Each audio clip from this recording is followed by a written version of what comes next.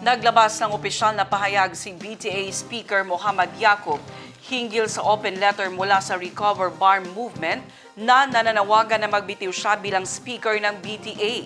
Binigyang linaw din ni Speaker Yaqub ang aligasyon na siya ay ginamit, inabuso at minamanipula. Iginit ng Office of the Speaker na collective at demokratikong proseso umano ang pagpasa ng mga batas sa Parliament at hindi desisyon lamang ng isang tao. Ang News Now sa report. Formal nang sinagot ng Office of the Parliament Speaker Muhammad Yaqub ang open letter na inilabas noong May 23 mula sa Recover Bar Movement na kumukwestiyon sa kanyang liderato at nananawagan ng kanyang resignation bilang Speaker ng BTA Parliament. Sa kanilang inilabas na pahayag, sinabi ng tanggapan ni Yaqub na bukas sila sa constructive discourse at mga opinyon mula sa iba't ibang stakeholders bilang bahagi ng accountability at collective responsibility sa Bangsamoro government.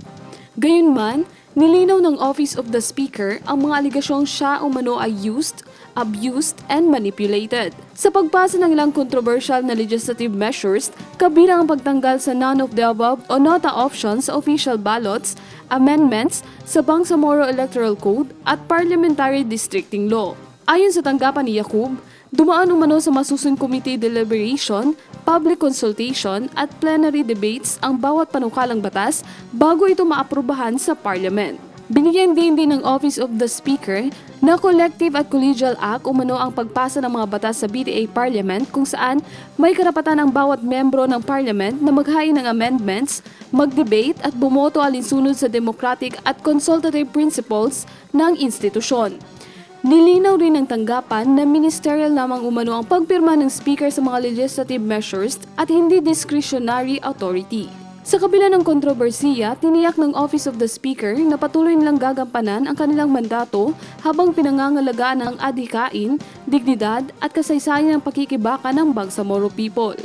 Nananawagan din ng Office of the Speaker sa publiko at iba't ibang stakeholders na pairalin ng mutual respect, constructive dialogue, at institutional solidarity upang maiwasan umano ang pagkakawatak-watak sa Bangsamoro community.